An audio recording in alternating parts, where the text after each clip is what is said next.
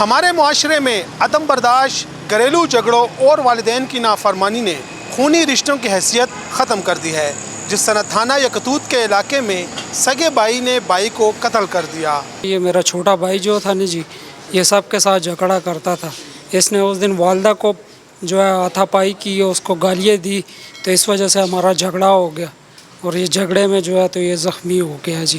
ہمارا کوئی ایسا ارادہ یا کچھ ہمارا ایسا وہ نہیں تھا جی، نہ والدہ کا لحاظ، نہ بہن کا لحاظ، کسی کا لحاظ وغیرہ نہیں کرتا، سب پہ بدتمیزی کرتا تھا جی، نشہ نہیں کرتا جی۔ ہمارا تو کوئی ایسا ارادہ نہیں تھا کہ ایسے ہو جائے، یہ والدہ کے ساتھ اس نے ایسے کیا تو ہماری ہاتھا پائی ہو، والدہ نے جو ہے تو اس کو ڈنڈا پیچھے مار دیا تھا جی۔ مقتول کا نام نکاش مسیح ہے اور اس کا جو بھائی ہے وہ زبیر مسیح ہے۔ نکاش مسیح جو مقتول ہے یہ تقریباً 24 سال اس کی ایج ہے اور لیڈیز ٹیلر ہے۔ جو زبیر ہے وہ ٹیکنیکل کالج میں ویسے وہ کام کرتا ہے، چونکہ یہ گھر کے بالکل باہر قتل ہوا تھا، پڑا تھا، قتل شدہ پڑا تھا۔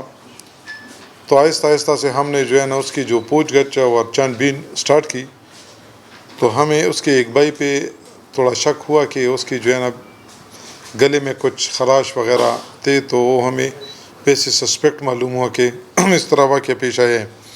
حالانکہ ہمیں یہ بتایا گیا تھا کہ یہ 3:30 بجے اس کے کچھ مہمان آ گئے، اس کے ساتھ بیٹھے تھے۔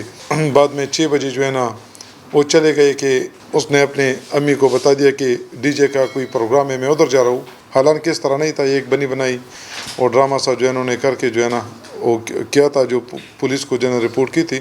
جو بھائی ہے بقول اس کے، انہوں نے خود بتا دیا کہ یہ چونکہ اپنے بھائیوں سے، امی سے، سسٹر سے، ساروں کے ساتھ جو ہے نا یہ ہر ٹائم جھگڑتا تھا۔